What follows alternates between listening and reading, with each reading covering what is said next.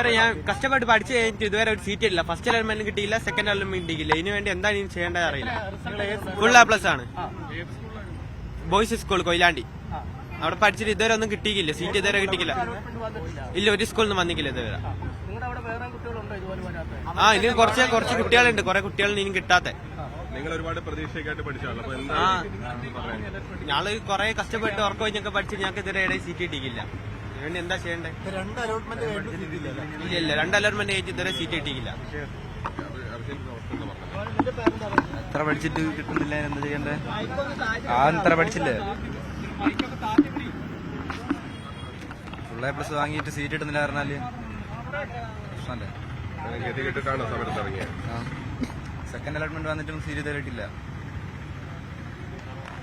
പഠിച്ച സ്കൂളിൽ ആദ്യം കൊടുത്തിട്ടും എവിടെയും കിട്ടിയില്ല.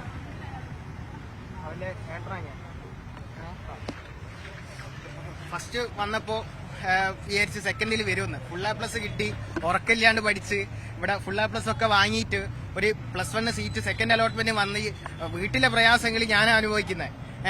ആ സിറ്റുവേഷൻ അറിഞ്ഞുകൊണ്ട് തന്നെയാണ് ഇവിടെ ഇന്ന് വരാൻ കാരണം. വീട്ടിലെ അനുഭവങ്ങളും അല്ലെങ്കിൽ ഇപ്പോൾ പൈസ കൊടുത്ത് എവിടെങ്കിലും മാനേജ്മെന്റ് കയറാമെന്നുള്ള പൈസയൊന്നും ഞങ്ങളെടുത്തില്ല. ഇപ്പോ എന്താ ചെയ്യേണ്ടത് അറിയില്ല. ഇവര് 2 ആളുണ്ട്, സെക്കൻഡ് അലോട്ട്മെന്റ് കഴിഞ്ഞിട്ടില്ല. അത്രയും വീട്ടിലെ പ്രയാസങ്ങളുണ്ട്. മലപ്പുറം ജില്ലയിലൊക്കെ എല്ലാ പ്രയാസങ്ങളുണ്ട്. എല്ലാ ജില്ലയിലും ഇങ്ങനെ തന്നെ അവസ്ഥ. ഇതുവരെ മാത്രമല്ല, ഇനിയൊരു കുട്ടികളെയും കൂടി ഇങ്ങനെ ഒരു സമരത്തിലേക്ക് വീഴാൻ ഈ സർക്കാർ ശ്രമിക്കരുത് എന്ന് മാത്രമേ പറയാനുള്ളൂ. 2 ആളിന്റെ അനിയന്മാർ, ഇതിന്റെ സ്വന്തം അനിയനാണ്, ഇതിന്റെ അച്ഛന്റെ അനിയന്റെ മോനാണ്. 2 ആളിന്റെ അനിയന്മാർ തന്നെയാണ്. ഇനിയൊരു കുട്ടീനെ പോലും ഇങ്ങനെ ഒരു സമരത്തിലേക്ക് നയിക്കാണ്ട് ഒരു സീറ്റോ ഒരു ബാച്ച് അനുവദിക്കണോ, എന്തെങ്കിലും ഒന്ന് ചെയ്യണമെന്ന് അപേക്ഷിക്കുകയാണ്. ഇത്രയും പറയാനുള്ളൂ.